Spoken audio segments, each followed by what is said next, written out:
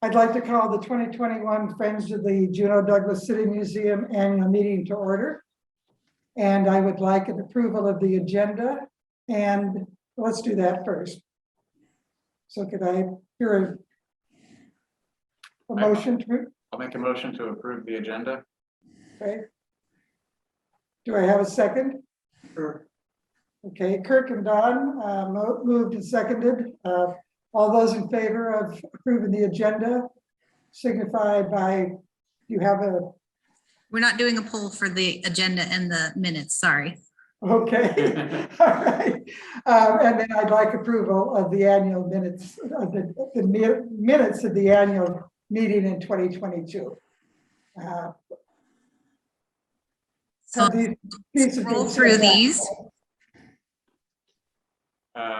So I'll make a motion to approve the minutes from last year's annual meeting.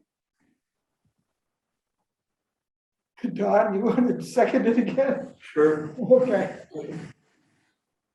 Okay, it's been moved and seconded, and I can do a poll for that. Okay.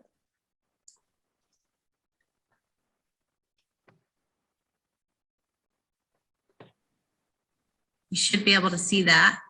Yeah. Vote yay or nay. You want to say? Yeah, we should vote. well, yay. Yep. Oh, panelists can't vote. Nope. Oh, okay. All right. All right, well, we'll end that. Okay, let's just say, anyone opposed, unmute yourself and say opposed. Okay, I think that we say that they were approved. Okay, now we get into the PowerPoint, and so Beth, would you like to give us a museum update for the past year? Sure. Check our, make sure there's nobody new to bring in. Okay. So thank you, Mary Lou. I'm going to start with our update here. So we had another interesting year, a little bit better than the year before. We did start, we were closed for a little bit in 2021, starting in October 19th of 2020 through January 14th of 2021, we were still closed. We did then have a reduced schedule through July 26th of 2021. Sometimes it was like 4 days a week, sometimes it was 5 days a week and different hours, but nevertheless, we did see an increase of independent travelers in May, June, and early July. And then we also were able to return to providing walking tours and capital tours in June, which were very successful. We were able to return to our regular summer hours then when cruise ships returned in late July, which was right around July 26th.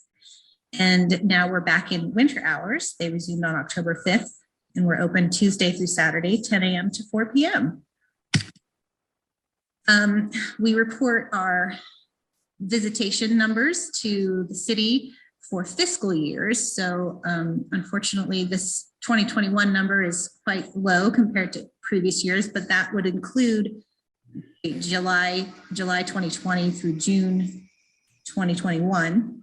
Of course, in summer 2020, we had no visitors, really cruise ship visitors. We had some visitors to the museum, but we had a lot of closures during that time. So it's a significantly lower number. I think we can anticipate, if things go well, to get back up into our numbers in previous fiscal years in the 20,000s plus. We also have cultivated our virtual audience a little bit more. We kind of keep track of our Facebook reach and our Instagram reach. We did start Instagram in April on the City Museum page. So it just shows a little bit of how that is. And it's the number of people who are seeing any of your information. And that's different than whether they interact. It includes interactions, but it also is just people who are scrolling through, seeing your information. This also is kind of a fluid thing, but right now the City Museum has 943 or more probably Facebook followers. We have 367 followers on Instagram. So it's going really quickly, especially Instagram. And we're finding that's a great way to reach people. We also started a YouTube channel. I think I talked about that last year. We've added videos quite a bit. Now we have 35 videos that are available to view. There's 33 subscribers. Once you hit like, I don't know what it is, it's a lot. You can have a specific domain name or whatever for your YouTube. But for now, we have some subscribers, and overall, all of our videos have had over 14,000 views. So that's quite a good number of people engaging that way virtually. We also did provide some programming in 2021, about 24 different programs. Many of those were via Zoom, but some of the things that were highlights, Nico participated in the Southeast Alaska Disaster and Resiliency Virtual Expo. She talked a little bit about the historic disaster response to World War II Funter Bay internment camps. We had a bill signing here that had related to Funter Bay. That was in person during that brief, wonderful moment in July, I think, when no one was wearing masks anymore for those 2 weeks. And even last week, we had an in-person program called Poetry in the Time of COVID with one of the poetry groups in town. And that was a lovely program. And so a couple other fun things that happened. Nico got to go to Little Rock, Arkansas for the American Association of State and Local History. She gave an in-person presentation there on Funter Bay. She did a virtual presentation for American Alliance of Museums. We had school groups come. We had more walking tours and things like that. So speaking of walking tours, I mentioned we did resume our walking tours of the state capitol. And we probably did about, I don't know, 116 of those or so. We also had our downtown walking tours. They were very popular this past summer, I think because there just wasn't a whole lot of other options. So that was a really great thing for us. There was usually at least 1 or 2 or 10 or whatever people on the days we offered those. We also had special tours like the true crime tours that Ed Schoenfeld and Betsy Longenball give. Those were sold out every single time. We did that 3 times, I think. The Treadwell Historical Tour also got sold out every single time. And Ed and Betsy also beta tested a Douglas true crime. You're just towards the true crime things that happen on Douglas Island. So that also saw some real interest. One of our first Fridays, we did a behind the scenes in our collection storage room. So we did a mix of things. We also brought in a great new little program on the outside of our building called the Free Little Art Gallery. And you can see it here. It's over on our Calhoun side of the building. And it's Free Little Art Gallery flags, we call them for short. Here's an example of some of the pieces. It's like a free little library where people can exchange books. Here it's exchanging artwork. So people put something in, people take something out. We've also done some challenges. We handed out beads and wire one time and a piece of wood, and people created stuff, and we did masks in October. Over November, we did tiny little pieces of art, and coming up in December, we're going to do a little ornament on a piece of wood circle. So it's been a really popular thing and fun to see the things come and go. We move on to exhibits. We did hold over the Echoes of War and Nunga internment during World War II for this past summer, so we didn't change out our main gallery, but Nico did provide some pop-up things like this Fashion Week pop-up exhibit that happened in May, from May 6th to 9th. That was highly attended, and people came through just to see that. It was a big new event in Juneau that I think you'll see more of. We also started our solo artists again here this fall. And right now we have up Jessica Hanlon's Mountain Season Spirits. That was a fabulous first Friday in November. And all of her artwork on the walls has sold. We also are launching Voices in the Wilderness Artists in Residency Retrospective for December. You can look forward to seeing Smokey Bear here on Friday, as well as we're having a silent auction of a few pieces of artwork that were in our museum store. And this other wonderful things that will be happening. The ranger will be here, but this is a retrospective of the artwork that artists go out into the wilderness with rangers, into the Kootznoowoo, Wilderness and the Tracy Armfort's Terror Wilderness in this area down here. And they spend time out in the wilderness and they're inspired and create a lot of wonderful pieces that then the Forest Service has loaned us for this exhibit. You can look forward to Home, Disability and Creativity in a Pandemic Lockdown with Avery Skaggs in January.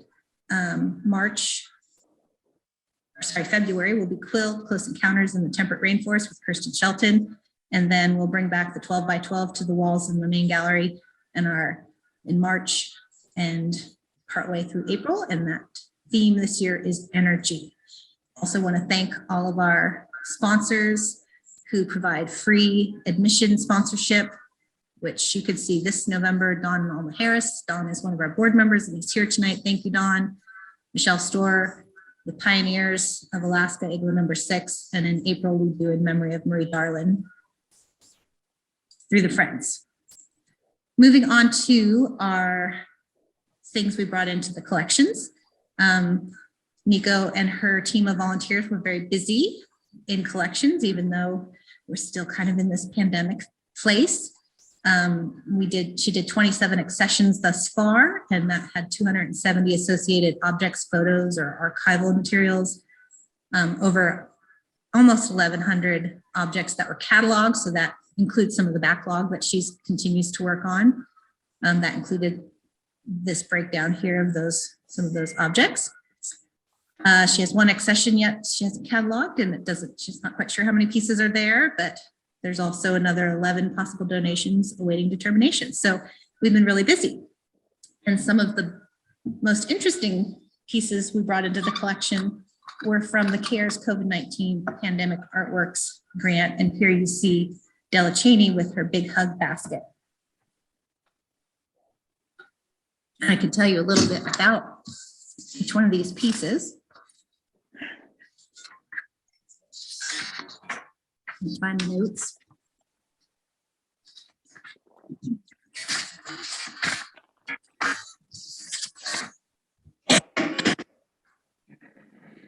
So this piece, I can't pronounce in Klinket, but it's made from red and yellow cedar. It's woven to hold all the hugs that could be given to family and friends during the COVID-19 pandemic. And even though everyone has had to remain apart and for safety, when people get together again, all the hugs that you couldn't give will be ready and waiting in this basket. This was a really wonderful connection for Miss Cheney because she was connecting with other artists who were creating at the same time, and she was able to feel connected while working on this, and that is now in our collection. This is just a little reminder of what the COVID-19 Artworks grant was about. The Assembly appropriated $330,000 for the CARES Artwork Grant. The Juneau Arts and Humanities Council administered the grant. And then there was a group of us who selected the projects. And of the projects we selected, there were 135 artists that received funding. There were 167 physical artworks produced, 10 digital media projects, things like this film here by Marissa Truitt called Good New Coup. It was looking at missing and murdered Indigenous women.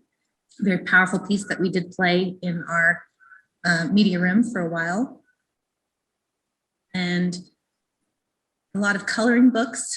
You can see the two different ones up here by Mary McEwen and Kelsey Erickson Kaiser. There were 600 of those. We distributed here at the museum as well as down at the libraries and at vaccine clinics and other places. There was also some masks that were made that I'll show you in a minute here. It also got distributed. There were art classes and there were live streamed performances or recorded performances like this one here called From Juneau with Love, organized by Taylor Fiddick. And I think there was like 30 different artists involved in that. And so that was just a kind of a reminder of what that CARES Artwork Grant provided for our community. And from that, we were able to bring some things into the collection like the big hug basket. And these are the masks I mentioned, Christine Kleinhen's The Gift of Art and Health. And this is some digital artwork that she created that was then placed onto these masks. The original artwork on the right represents Juneau's support of their neighbors and artists during the 2020 year. The art is a unifying image of our Juneau faces. It's a chalk drawing on black, and it's a striking platform for the artist, Christine Kleinhen's themed paintings. And the mask images in digital form were given life and created into 500 real life masks. And then of course, like I mentioned, we gifted those they were gifted to the city and then to the Juneau community through the library and here and different places. So we also we took one of each of those masks and that original artwork into the collection. Here we see Lily Hope's ancestral Indigenous protector masks. These are 3 Chilkat protector masks that lean on the strength of ancestors. They help reinstate historical Indigenous protection for all members of the community. They're inclusive of all genders, sexual expressions, and self-identity. And this family of masks displayed together highlights the cultural significance of Two-Spirit people in the Klinket, Haida, and Tsimshian history. She turned to the LGBTQIA+ persons as storytellers and knowledge keepers. And since colonization, the inclusion of Two-Spirit and transgender tribal members needed to be remembered. The masks spark a multifold contemporary conversation, summoning strength through acknowledging all our ancestors, calling for a reawakening to the cultural commitments to protect and serve the community, and reinstate the significance of all members, and noting that all people are worthy of protection. You'll see the one on the left is more of a traditional design, inclusive of all our ancestors, those that have been forgotten or ignored.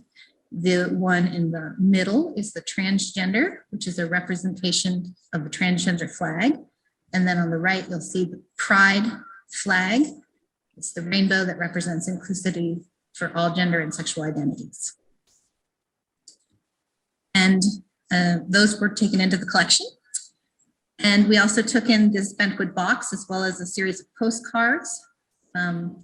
This is by Abel Ryan and Larissa Manuel. They were 2 projects that kind of were united. The Bentwood box is made of red cedar, and the designs are representative of the people of the community. The Devil's Club on the front is meant to represent being part of a medicine and the process of healing, which is something that we are going to need after all of this pandemic year. It was created to house the postcards sent for the COVID Secrets Project, which Larissa headed up. And it's modeled after the National Post Secret Project, which means that anonymous postcards were distributed around and collected from the Juneau community. And as painful as COVID-19 pandemic still is, and we're still in the midst of, she thought it was very important to have these shared experiences that we might reflect on in the future. And there's many that are very positive, and you can see some of the representations here. And there are some that are less positive, and one that was downright like, can't believe we spent money on this. So you get a real wide swath of what people felt. And here you can see some of these things in situ here in the City Museum on exhibit. You see Lily's masks here, the Bentwood box, and the big hug basket. Another project, COVID-19 project that was brought into the collection is the triptych here by Abel Ryan. It is called Recognizable Changes, and it's showing how the year of COVID-19 has affected us as people. The center panel you see is painted with the traditional formline colors to show who Klinket people are at the core. The left panel is reversed color formline, showing that things have changed a little and they might be a little off, but they're still pretty recognizable. And then the right panel uses a very different and confusing set of colors that make you feel maybe a little uncomfortable if you are very familiar with formline, and it makes perhaps a feeling of disconnection or something more surreal. And it seems that that is how people maybe feel. So again, this is on exhibit here in the City Museum, and it's just wonderful to see in person. We also took into the collection Mary McEwen's Juneau COVID quilt. It's a visualization it's a modern quilt. It's a visualization of the coronavirus among Juneau residents between March and December of 2020. She wanted to somehow represent the impact that COVID-19 had on our community in some way and memorialize those who have lost their life during that period.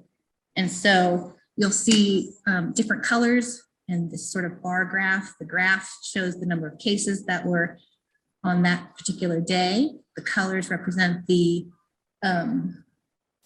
level we were at. So the blue or dark gray here is we were at level 1, I guess. Then we were at kind of level 2 or moderate.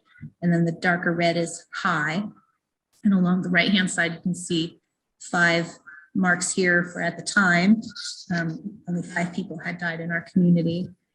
And up close, you'll also see that the bar chart pieces have writing on them. They're different scientific equations. So she's really trying to bring together the science and the art to show this representation. And we did do an artist video chat with her, and it's available on our YouTube channel. And I threw in this sort of chart of what you would have seen on our COVID dashboard at the city at the time. And this was on that day at the close of December where we were at. So just a really wonderful representation of what happened in that first part of the pandemic in 2020. A couple other just notes. These aren't things we brought into the collection, but these are what I considered the public art projects from the COVID-19 CARES Act Pandemic Artworks Grant. This is Rachel Jusler's Mosaics, Hidden Art, Hidden Message. And there were 14 of this tool theme. You'll see there's a number and a letter. And then there were 18 of this flora and fauna theme. The flora and fauna theme is going to be installed in the Capitol Park along the cement wall along the back. And how it works is that you find the number and write the letter down in the order that the numbers are, and it will spell out a message of hope. The tool theme will be installed somehow over in Douglas. We haven't quite identified all the places for that yet, but it's a wonderful addition to our community as a public artwork piece. The other public artwork piece you may have heard a lot about recently, Robert Mills' Yadachun. It's the Klinket Canoe. That's a 20-foot aluminum canoe by Robert Mills, and it was fabricated by Brian Crapo.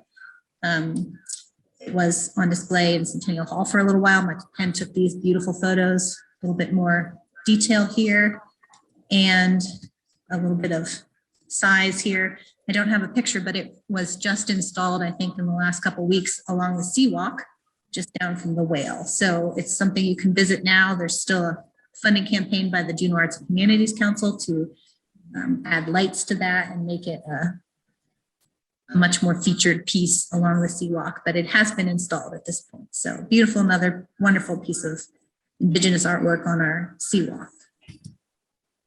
The City Museum was really, we were busy getting grants this past year as well. We got our regular Alaska State Museum grant aid for $7,500. It was to support operations for the most part. And then we also used that funding to help us with our front desk this summer, with our museum attendant. We also got an Alaska Humanities SHARP grant. I think SHARP stands for Supporting Humanities and something like that in the ARPA, American Rescue Plan. We got $8,000 there, and that also funds some of our operations. We received a Museums Alaska Collection Management grant that's supported by the Rasmussen Foundation. I'm on mute so I can talk. 412. It's very boring. You're listening, you're unmuted, Marcia. So the funding supports the reinstallation of the Wishkitan Totem Pole in the State Office Building, which I can show you in just a minute. And the rest, then we also got some funding from the Alaska State Libraries and Archives through the ARPA grants in the amount of $43,200. It'll help us get into the Alaska Digital Archives on VILDA, and we'll also be doing some more with the COVID-19 Pandemic Artworks, creating a document and some interpretive tools there. And then $10,000 also came through the Friends from the Juneau Rotary Group to help with the totem pole installation as well. And that has been moved over to the city now. So we have about $23,000 to raise the totem pole. I started talking about this last year and we're getting much closer. The Wishkitan totem pole was carved in 1980 by Nathan Jackson. 1981, sorry. Yeah. And we had it in storage in 2016 over in Douglas, and then we moved it to the same warehouse. And then in October, on October 15th, we moved it to the state office building in preparation for raising it there. The planned raising is on December 17th, and these are just a few of the photos from the move from the main warehouse by Tricano to the state office building. Here you see Fran Houston along with Kathleen and Andrea, I think, or Naomi. Yeah, some of the folks from the different Occoquan and the Wishkitan just doing some blessings and songs, going through town on the flatbed. And then the most exciting part was when they used the crane to hoist it and place it very gently down on some rollers. And this is Jeff Full, he's our installer and mount maker for this. And here we're back inside the state office building, getting some more blessings. So it's sitting there in readiness for the installation. And if you're interested in making a donation toward that, you can do that on the Friends page. A couple of older photos of the Wasco pole, sorry, the Haida pole that's already in the state office building, and it will look similar to that. We also were able to restart the history grant, and we awarded $1,200 to songwriter Annie Bartholomew for her project called Sisters of the Whitechapel. It'll be a production that will talk about that, and she'll be using that money that we provided her. She has a much bigger budget than just that, but she'll be doing some professional video recording and photography and providing those things to us here at the City Museum. We also awarded the Marie Darling Prize to Ernstein Hayes. Ernstein is here with us tonight, so we're excited to have her speak in a little bit here, but this was our award ceremony, if you want to call it that. We've got some of our board members here, Kirk and Mary Lou, Ernstein. We have John Pugh and Jamie Waste from the Juneau Community Foundation and myself. And we were just so pleased to award this to Ernestine. A couple things here, quotes from the nomination letter by Robin Walls, one of her colleagues from the university when she was professor there. Just Ernestine embodies at the highest level the commitment to the community, values, and regional identity for which this prize was created. She's passionate commitment to Juneau and Alaska history, and her advocacy for Alaska Native rights, culture, and decolonization expressed both through her writing and countless public presentations is unparalleled. The highest acknowledgement of her literary community achievements was realized in being named Alaska State Writer Laureate for consecutive years, 2017, 2018. And of course, she's the author of many, many different books, and I think she's going to read for us tonight from one of those. And that is my report. So I'll send it back to Mary Lou for some achievements. Okay, thank you very much. That was very interesting. And we, considering all of the challenges that you folks had the past year, you've really done a tremendous amount. The Friends of the Library, Juneau-Douglas City Museum, I would say our two biggest accomplishments for this year were the awarding of the first Marie Darling Prize and then reactivating the history grant, both of which you saw the best slideshow. So we're kind of resting on our laurels on that. It was a hard year to get much else done because of COVID. But those two things are something that will now continue in the future and I think be of great benefit to the community. So in order to do these things, we need a treasurer. So we have a treasurer's report. Thank you. This is Kirk with the treasurer's report for the 2021 annual meeting. And at our last regular meeting, it was observed sort of tongue in cheek that in our checking account, we never seem to get much above $30,000. We also never seem to get much below it. So once again, even though I moved $10,000 out of it, somehow it has rebounded to $31,525. So it seems that barring surprises, this is going to be the amount of money we hold for the foreseeable future. And this is okay because it allows us to meet our obligations each year, and it's a little bit of flexibility to do some additional things. For example, we occasionally help offset some of the travel costs associated with museum personnel to travel to conferences around the United States and around Alaska. And some other things that we've been able to help with too over this year have been very important, including, of course, the, well, it doesn't come from checking, but the Marie Darling Prize and a few other things. So we're doing well. I would like to see us try again to grow that checking account higher, but you know, I just don't see it happening. So that's where we are. I will want to touch on the Juneau Community Fund, which I know that Amy is here and will give us a lot more information about it.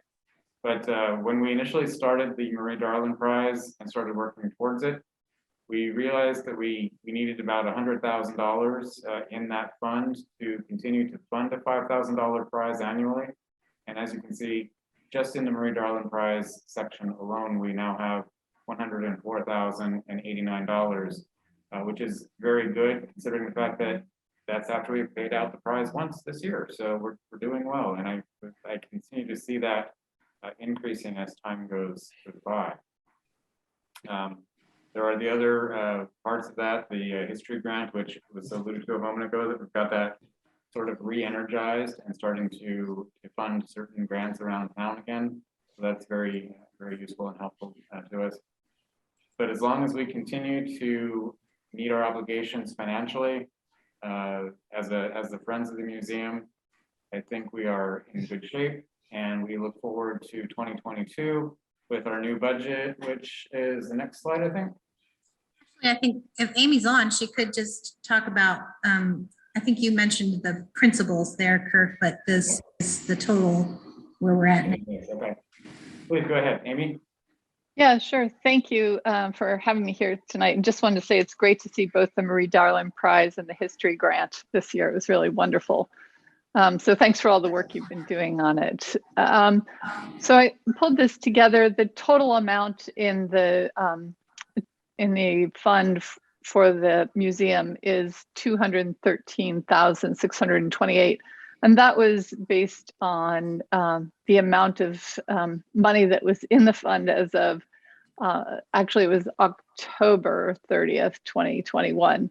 So at the end of November, we've seen, a change in the market, and I haven't taken that into account on this, but basically, once you add the unrealized gains, which is the market ups and downs, the winter program is at about $15,000, the history grant, $38,000, almost $39,000, and then the Marie Darling Prize is around $159,000, which is quite significant gains that they've had.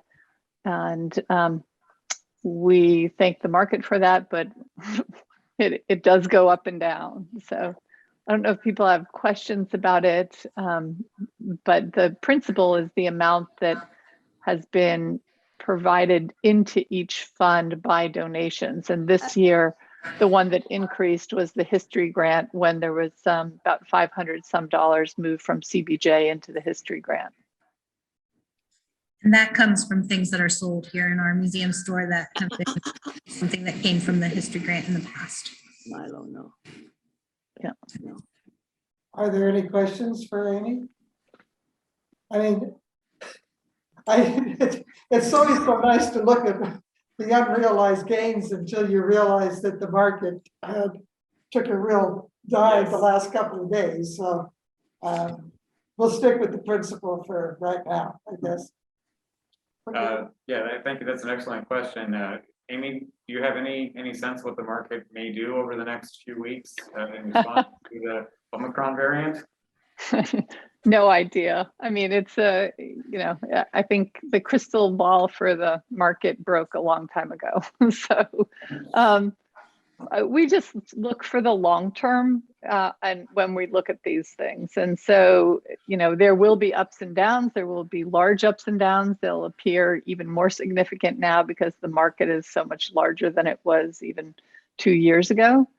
But as far as how we view it, we look at the distributions on a 20-quarter horizon. The average of the fund over 20 quarters times 5% is sort of the distribution that we look for. And so we have a long time horizon. And since these funds are in an endowment, that's basically what you're looking at too, is a long time horizon. The market's going to go up and down. Over time, the market has always increased. So yeah, okay. So there's reason for optimism, even though we're in a difficult bit right now, and I appreciate that and your perspective on that. So thank you. Yep, welcome. So here is our budget breakdown. And for 2021, we went into this year knowing that we were going to operate at a slight loss. As you'll notice, we have a greater expenditure than we brought in, about $2,700. But as we project forward into next year, building a better budget, a more stable budget, it's looking like we're probably going to see a surplus at the end of the year. And we're going to try to stay on track with that and manage our expenses. As I alluded to earlier, however, we do like the flexibility to meet some pop-up needs that have come along for the museum. And I think it's important that we continue to do that. So we're going to watch our budget with an eye to being able to meet the obligations we know are coming, but still be able to help out with the museum when it's necessary. Are there any questions on the budget? I think this chart kind of helps break down some of that income in 2021. You'll see over the years the number of members and the amount that comes from membership dollars. So this year, actually, there's 102 members. I got another one today after I did this chart, and then that's up another $25 there. So 76, 75, 16 that are friends, 41 that are family members, 9 fellows, 13 patrons, 4 sustainers, and 3 benefactors, which really ups the amount of money that you earn, even though your number of members might waver a little.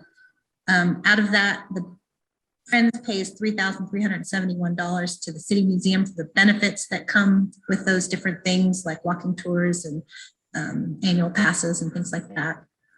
I don't really track these costs of the memberships drives anymore because we have a budget, but I do have some revenue breakdown here, which was also budget. You see that if you subtract the $3,371 from the $7,650, the Friends retains $4,279 of those donations. You really upped your game in donations this year to $8,025, and the Pick Click Give came in at $977. So a lot more in donations this year really helped to bring in that higher amount in your income. And it was nice to see more money coming in from Pick, Click, Give. I think that is catching on, and we get more people donating at somewhat higher amounts this year. So, okay. So now you can move on to your board election. I was going to say, I couldn't think of what membership report and solicitation was. So, okay, board election. We need someone like Mary Pat, perhaps, to put forward the slate of board members who we are. Start all over again. At least four of the existing board members have indicated that they would like to continue. And we have a new board member, Bonita, to be proposed, Bonita Nelson. And I don't know if she is on or not? I don't think she is. Could you, Sure. So, so the people that are current board members that have expressed interest in staying board members that whose terms are up are Mary Lou, your president. We like to thank Marcia. She has decided to step off the board. But thank you so much, Marcia, for your service. Kirk also would like to remain on the board, and Don Harris would like to remain on the board, and David Noon would like to remain on the board. And then someone new who has expressed interest in the board is Benita Nelson. And Benita is a retired biologist from NOAA Fisheries at the Octay Lab from 1985 to 2020. And she was also the outreach coordinator. She managed all kinds of things during her time out there, but one thing she was most known for was organizer for NOAA's middle school Sea to Sun summer camp and the Sea Weeks and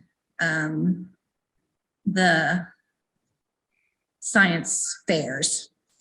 And she's had a lot of volunteer experience in Juneau as well. She was on the CBJ Youth Activities Board. She's now a museum volunteer here at the front desk. She's worked with the STEM Coalition, and she's been part of the science fair, obviously, and Discovery Southeast board member, Big Brothers Big Sisters, and a Girl Scout leader. So she's a great, wonderful, I think, asset to the board. Obviously, others can nominate someone if they'd like, but if there are no other nominations, then perhaps, Mary Lou, you can call for your motion to elect to membership the slate that of people that Beth just outlined. Could I have a motion? I think we could do the Kirk and Don. Sure. Okay. Okay. I make a motion on second. Okay. Although Marcia and Jean, if you want to unmute yourself, you can certainly feel free to step in. So we have a motion to elect to the board of. I second the motion. This is Marcia. Okay. Okay, so the slate is Mary Lou Madden, Kirk Smith, Don Harris, David Noon, and Benita Nelson.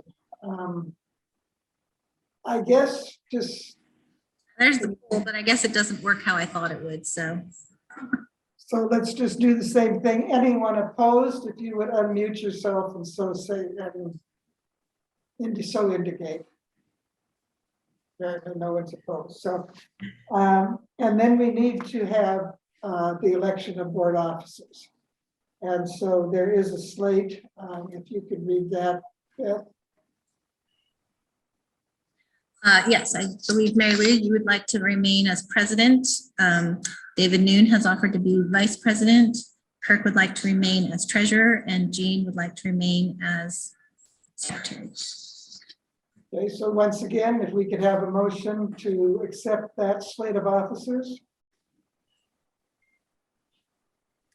I'll make that motion. This is Mary Pat. Okay. Okay, and Don has seconded it. So again, anyone that is opposed to the motion, please unmute yourself and so indicate. Okay. So we have a full board and we have a board, we have officers. So moving on to 2020 organizational objectives, I think that I'd be happy to take any comments from the membership. Two of the objectives that I believe that we will continue to focus on are the Marie Darling Prize and the History Grant. But are there other things that we would like to focus on in the coming year?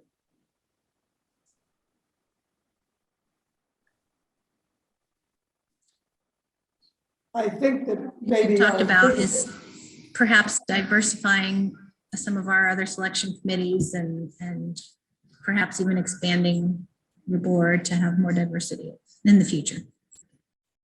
Yes, actually, we had talked about that at our last meeting, so that would be an objective. And my main objective is just if we could get back to normal, that would be very nice. Unfortunately, that's not under our control. But okay, so the Marie Darling Prize, the history grant, and more diversity in our membership and our board of directors. So those are 3 major organizational objectives for 2022. Okay, we're almost to the end here. Do we have member comments?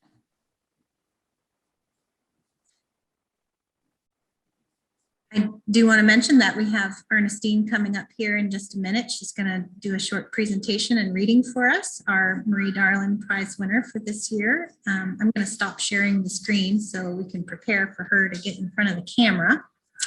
Okay. And while you're doing that, if there's no member comments, I take a motion to adjourn the annual meeting and to move to Ernestine Hayes's presentation. I make a motion to adjourn. I don't think that has to be seconded, so moved. Okay. I'll second. This is Mary Pat. Okay. All right. And again, any objection? I would always be very surprised if there was objection to adjournment. So. Okay, well, since your meeting is adjourned, then I'll trade places with Ernestine here and hand the camera over to her. Finish, Sheesh. Welcome. I think I gave enough of an introduction, didn't I? Is what I spoke about? Okay. Feel free to take off your mask. Yeah. Sheesh. First, I would like to present these 3 books. These are my 3 books, and I hope that you add them to your lending library and share them. Sheesh, we do sell these here as well. Thank you.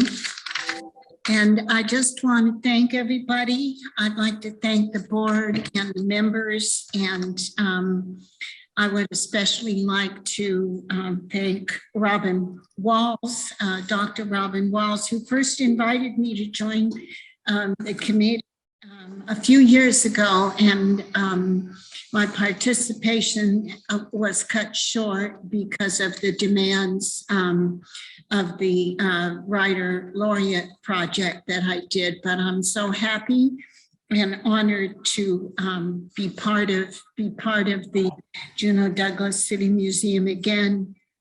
And I know that when I fully contemplate the generosity of spirit with which your recognition is given, it will enrich my path and strengthen my belief in you, in our community, and in myself. I'm going to read just a short piece. It isn't from any of my books, but I hope that it will be part of my next book. And it's been published on The Map Is Not the Territory. And I chose it because it talks a little bit about the streets of Juneau that we're all familiar with.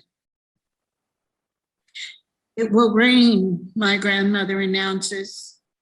We breathe in the full rainforest air. We absorb its indistinct blurred gray. We carry it into our next moments, our next years. We relate its smell to soft rain, its swirling air to sudden showers, its sunlight to thunder.